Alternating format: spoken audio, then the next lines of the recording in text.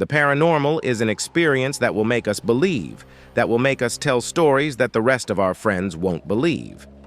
It's closer to us than we usually think. Every day, and especially every night, we run the risk of seeing something we shouldn't have seen, feeling something we previously would have overlooked. Whether it's on a road trip, walking home, on the subway, or on public transportation when we return to rest. Perhaps there, in our own home, in the bathroom, in our room, wherever you are listening right now, remember, you are not safe. And listening to ghost stories always brings these energies much, much closer to you than to a normal person. It's not to scare you. We're just preparing you for reality, to be the protagonist of a story. We hope you enjoy the stories in this collection because they are some of the most terrifying ones we've recently come across. That's why they have been selected for you. Turn off the light, get comfortable, and let yourself be carried away because you are already entering the next night's tales. I'm going to tell you a story that I think is extremely mysterious. I wouldn't even dare to classify it in any way, but I'm sure it goes beyond our understanding. Beyond mine, for sure. My dad died on January 22, 2016. Although it's been a long time, I miss him as much as I did the first day he wasn't here. I always keep him in mind, but in a healthy way. I don't cry anymore. Sadness doesn't break me anymore, nor does everything we could have experienced together. A few weeks ago, in early January of this 2024, the phone at home rang. It startled me because no one has used it to call us in years. We keep it simply because my mom doesn't want the number to be lost forever or given to someone else. I answered, not sure if it was a telemarketer or some attempt at fraud. Hello? Hello, son. The voice on the other end of the line. It sounded like my dad. Who's speaking? What do you mean? Who's speaking? Today I'm coming home. I'll bring salt. They're waiting for me. I didn't know what to respond. They're waiting for me. Be ready. Then the call ended. What had just happened, Ed? I was completely shocked. I didn't know what to do, and I was alone in the house. My mom had left early that day, and I had no idea where she was. I looked at my watch. I started counting the minutes. My dad was going to arrive, and he's going to come back. I sat on a chair that was facing the front door. When the time was about to be up, the gate door to the street opened. I heard someone approaching through the backyard until they reached the front door. How they searched for their keys. And then it opened. It was my mom who entered, surprised by my face completely filled with panic, full of tears. I ran to hug her. I told her what had happened, the call I had received. She hugged me, sure that it was just my imagination, that I had simply missed him suddenly. She told me to rest for a while, to rest. So I did. I tried to. I went to bed even though it was only 7 in the evening, at 11 p.m. I heard my mom enter my room. She woke me up quite nervously. She had something to tell me, something she had just remembered. Son, do you remember an afternoon before your dad died? Do you remember, please, just the afternoon before that day? I couldn't recall remembering. But my mom told me something that completely unlocked that memory. Your dad came with a roasted chicken, from that place you liked. Then I remembered. It was curious because that day my mom had arrived a few minutes earlier, also with a chicken from there for dinner. The strange thing was, when my mom asked my dad, "Why didn't you tell us you were going to bring that?" My dad said something that had never mattered to us. Until now. He said he had called me to let me know, to ask if we were already expecting him, but that I replied very strangely, that I asked who was speaking. My mom teased my dad, saying he surely dialed the wrong number, but my dad insisted that he didn't. But that call he mentioned, it never happened. My dad hadn't spoken to me that evening, but I feel everything indicates that call reached me 8 years later, and I have no idea how to explain it. Good night, communities. After listening to the episode, Death is Not Forever, I decided to tell you this experience as many do, to see if any of you have been through something similar, to not feel so alone. Then it's been a good year. In my family, it's difficult to have children, so my siblings and I were the only grandchildren, the only nieces and nephews in it for a long time. My uncles, my mother's brothers, tried for years to have children. One of them, after 10 years, managed to have twins with his wife. That was a huge joy, a blessing.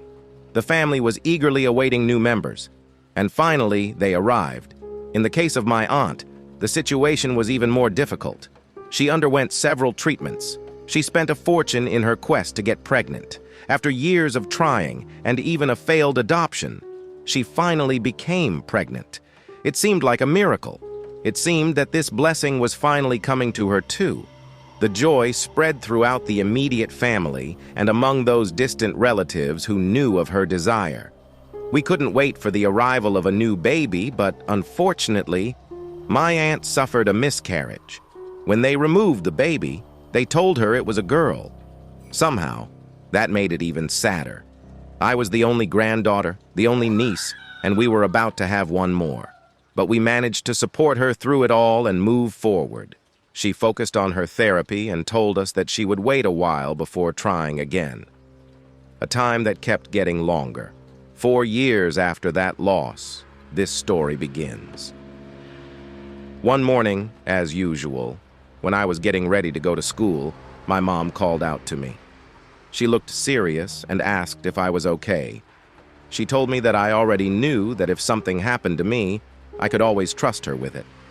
I thanked her for the words, but I was somewhat confused. I asked her why she was telling me this, what moment she was referring to. Last night I got up to get some water and I heard you crying.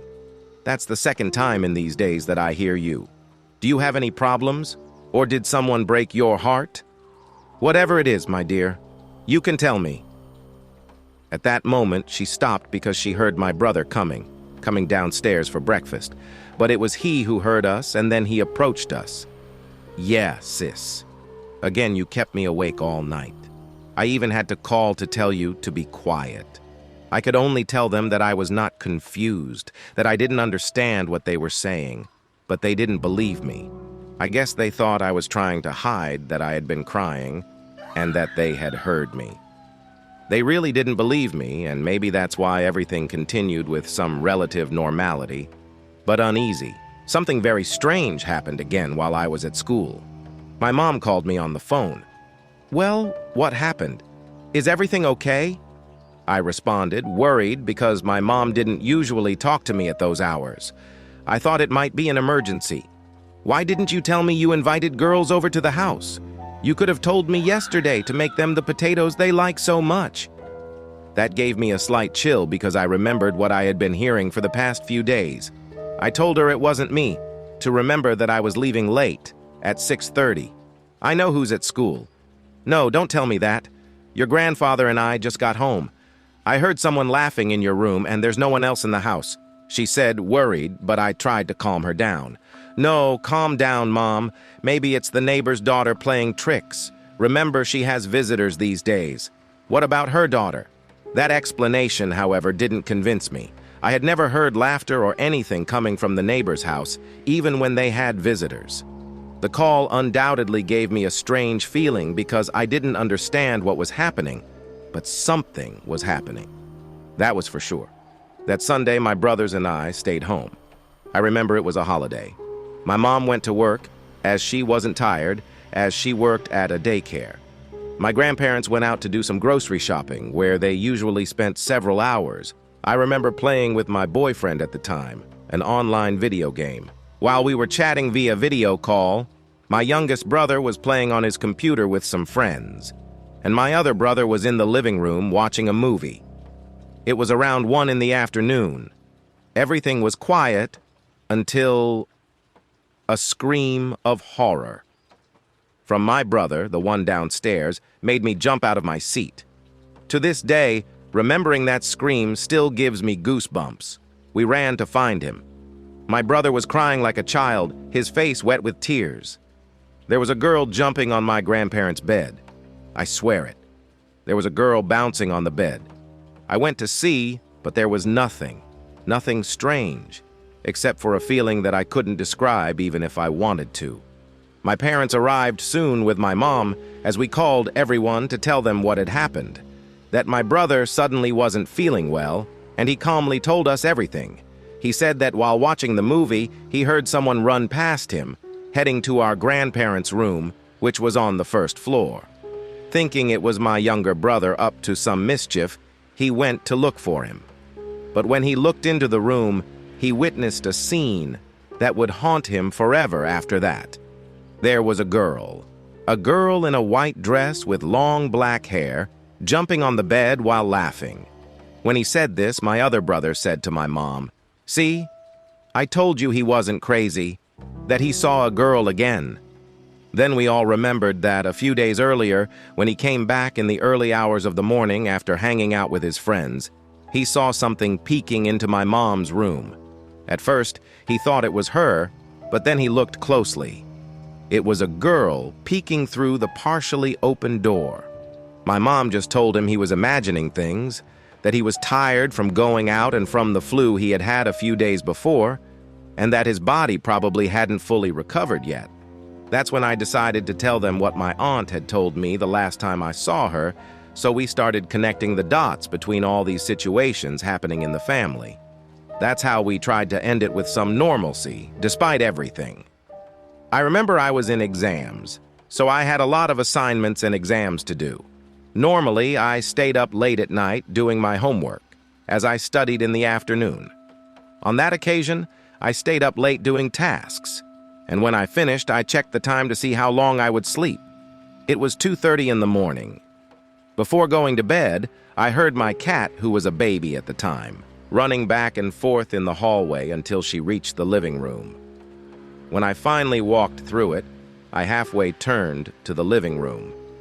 It wasn't very visible due to the darkness. I could barely make out the outlines of the furniture in the back from memory. But there was something else there. Something not in my memory. Something different. There was a girl sitting on the couch, with her back to me, playing with my cat, saying nothing, just breathing deeply.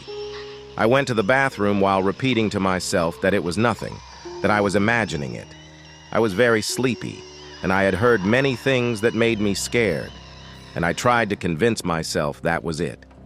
I didn't sleep at all, and I couldn't help but tell my family. Without thinking, they all decided to seek help, and although it sounds like a cliché, in these moments everyone looks for someone willing to help you because not many people will. That's how you always end up being someone who does this, known to someone, trusted. That's how we found a friend of my grandmother's with certain abilities, so to speak, who agreed to check our house. She ended up confirming something I already suspected. She told us that maybe the girl we saw manifesting herself was the one my aunt had lost, that although the church didn't validate it, when a baby dies before being baptized, they can end up haunting. That's why the lady when she was a nurse, and she saw a baby die without being baptized. She made sure to baptize them without anyone noticing so that they could rest in peace. She asked us to invite my uncles to the house the next Saturday to perform a ritual. She told me that I would be the one to baptize her because apparently she was fixated on me. And we agreed. We agreed. My uncles agreed. We all agreed. As crazy as it sounded, because we all wanted this to end. She shared a prayer with me that I had to learn, and all that was left was to wait for that Saturday. That night, after she visited us, while I was studying the prayer, around 9 p.m. Let's go with more stories tonight. In my family, we usually take a long road trip at least once a year. It's a tradition we try to maintain because it's the only time when my dad is with us all the time. Due to his work, he spends very little time with my sister and me. The only one who sees him is my mom. Some years ago, on one of these trips, we were going to visit a friend of my dad's who had returned to his hometown where he had built a small hotel with 8 rooms. He had invited us years ago, but my dad didn't like the idea of traveling on those roads between unfamiliar towns. He preferred to always stay on safe and monitored highways. However, at some point, his friend finally convinced him, and with all the known precautions and having left finally on a Monday morning with the intention of arriving in the town the same day in the afternoon. The truth is, I liked the road. We had to go follow a different place, and we were enjoying the adventure, my sister and I. But as if my dad's fear and caution about going to an unknown place were calling a little bad luck, an hour before reaching the place, one of the car tires exploded completely. Fortunately, we were not going at a high speed, and my dad was able to more or less control the car to end up pulling over and falling into a ditch in some salted shrubs off the road, but without hitting it too much. We were all fine, but the scare was enough to leave us all pale. The road was completely empty. There was no one to ask for help to get the car out of that ditch, and we couldn't push it. To make matters worse, there was no phone signal. We would have to wait in the middle of that completely deserted place, surrounded by shrubs and trees, which did not allow us to see if there was anyone or anything lurking around. But of course, that concern, I think, was only in my dad's mind. The rest of us trusted that nothing would happen, and that at any moment a car could appear to help us. The minutes passed and passed, but what didn't happen was the help car passing by. It was getting dark, and about a kilometer away, there was a hill that seemed to be a good option to go to and try if there was a signal. My dad headed there, while my brother and I walked around the car, and my mom stayed in it in case someone passed by who could help us. Among the branches, we wanted to hear something. I didn't say anything, and neither did my brother. But when we heard it again, we couldn't hide it anymore. "Do you hear as if someone is crying?" my sister asked. She replied, "Yes. You have not been in this position, but one thing is to hear something that you think could be luckily a product of your imagination alone, and another is for someone else to confirm it to you." It made me very nervous to think that there was a person there, something that seemed to be a woman, a crying child. We couldn't define it. Without saying anything, the two of us started walking among the bushes. We tried to get closer to what we were hearing. That, increasingly clear, sounded like a person who needed help. We walked among the trees. The night had already fallen completely. Close, closer. The sound of a patrol approaching didn't wake us up from that kind of trance and running back to where my mom was. A patrol had stopped. We ran there happily. Finally, they could help us. My dad could know from halfway to the hill, and he came running back. The police called a tow truck because they didn't have chains that could be used to tow the vehicle from where it was. They told us we had been very lucky, that it was not a good area to stay like that. It was a somewhat dangerous place, although in reality, there was no town, not a single house for many kilometers around. At that moment, my sister and I believed what we had just heard. We turned to each other with frightened faces. There was no house nearby. One of the policemen, a man about 50 years old, he asked us if we were okay, if we hadn't underestimated the accident, and we told him no. But we had to confess what we had heard, something we hadn't even told our parents.